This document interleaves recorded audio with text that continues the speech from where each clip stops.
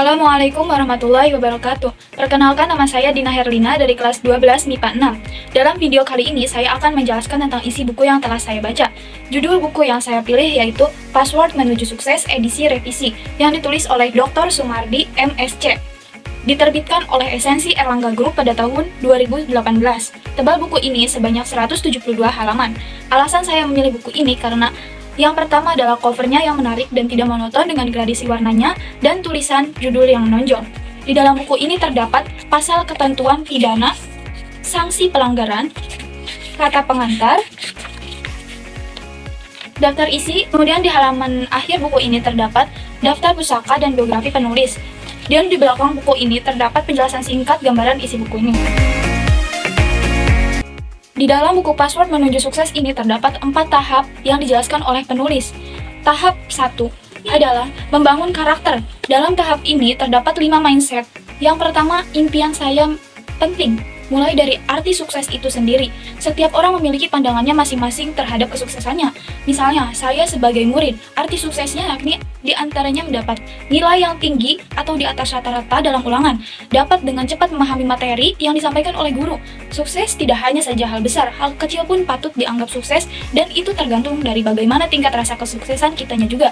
Rumusan kesuksesan setiap orang, kuncinya ada pada diri kita sendiri, bukan orang lain, sekalipun itu orang yang paling dekat dengan kita seperti orang tua, saudara, teman, dan lainnya.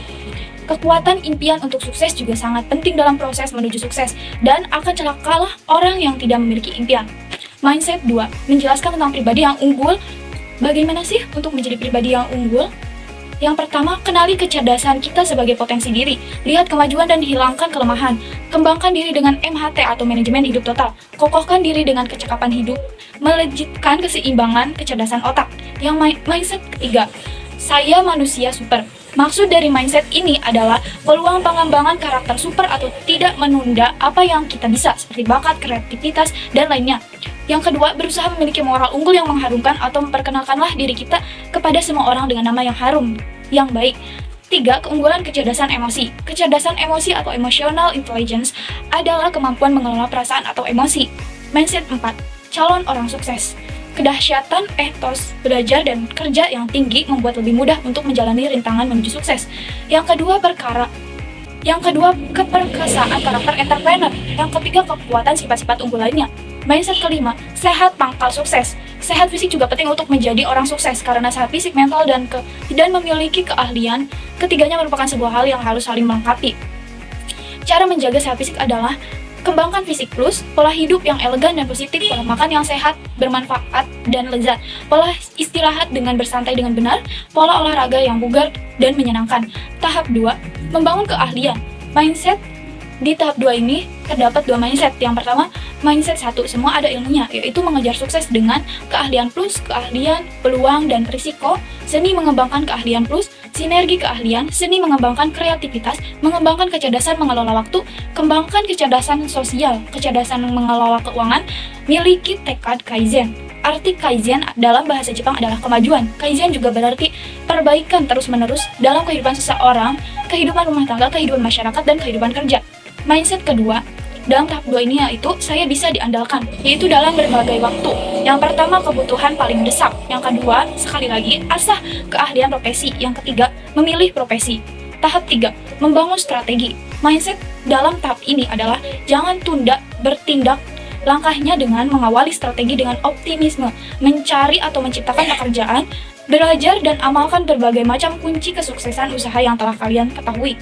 Tahap 4, mengelola kesuksesan. Mindsetnya adalah tetap dan selalu sukses. Orang dikatakan sukses atau berhasil jika menjadi tidak bisa berhenti sukses. Esensi kesuksesan bagi insan unggul semakin kaya karena dermawan. Ingat, memberi kepada orang lain itu nggak rugi, malah akan mensucikan harta, bahkan diganti oleh Yang Maha Kuasa dengan berkali-kali lipat. Kesimpulannya adalah, buku ini berisi tentang gambaran, gagasan atau penjelasan untuk mengembangkan diri agar meraih kesuksesan dengan menggunakan MHT atau manajemen hidup total. Terdapat juga langkah-langkah agar bisa membangun karakter, keahlian, dan strategi serta mengelola kesuksesan. Buku ini juga membahas tentang berbagai konsep pemikiran dari berbagai arah, dan terdapat juga kisah-kisah inspiratif yang dapat kita pahami sebagai pembelajaran untuk pengembangan diri kita ke depannya.